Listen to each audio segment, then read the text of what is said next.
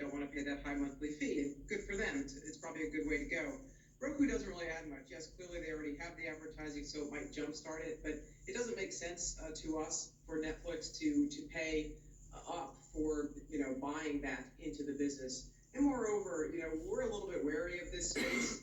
We think there's a bit of a war going on between finding subscribers, becoming much more competitive, and then also buying content is becoming very competitive. And so that really does threaten margins, we think, and then the battle for subscribers is really going to compromise growth, particularly in the short run, as these guys really duke it out. So not our favorite space to be in right now. All right, and that sounds like an avoid, Kelly. Sounds like it, but let's talk coffee. What about Dutch Bros, Joanne? Well, I love coffee, Kelly, but Dutch Bros, I think, is facing Dutch Bros is facing some challenges, and in particular, right, their model, right, of having these sort of high-calorie, sweet, sugary, mostly cold coffee-style drinks, is really pitching them to a younger crowd. And the younger crowd, may become more cash constrained over time because of the high price of gas and food and everything else. So that could be hurting them. But in addition, they're having trouble getting labor. And for those kinds of drinks, they're much more time intensive than a straight up cup of coffee. I don't know about you, but you get in line behind 5 people ordering these foo-foo drinks. It's very frustrating because it takes forever. And so I think that's a bit challenging. That's why they, at their analyst day, they pulled back on their expansion plans. And so, with the growth numbers coming down relative to when they went public, I can understand why JP Morgan would have downgraded them.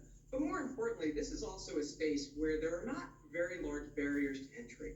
When Starbucks first came out, it was novel, like a good cup of coffee and into a nice cafe, and you're willing to pay a little bit more. But now sort of everybody and their uncle can open a nice higher-end coffee shop. So I think it's a bit more challenging in this area right now to sort of maintain a moat, to be able to continue to charge high enough prices and get enough foot traffic that, you're going to be able to expand over time. It's just a bit more of a challenging I just learned, by the way, the difference between cold brew and iced coffee. It's very interesting. All right, final name, my favorite name to pronounce, Pinduoduo, Chinese tech company. Yeah, it's clearly one of the main players in e-commerce in China. There's a battle going on in e-commerce, right? There are a lot more players there than, say, in the U.S., where Amazon really is dominant. So, that's going to constrain them a little bit. They don't have their own logistics, and so they rely on others for that. But, they're tied up with Tencent and their payment system, and, that's a source of revenue for them.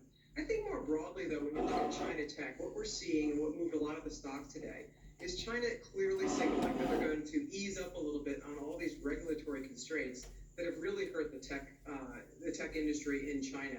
So we prefer some other names in the space. We like Baidu, we like Tencent.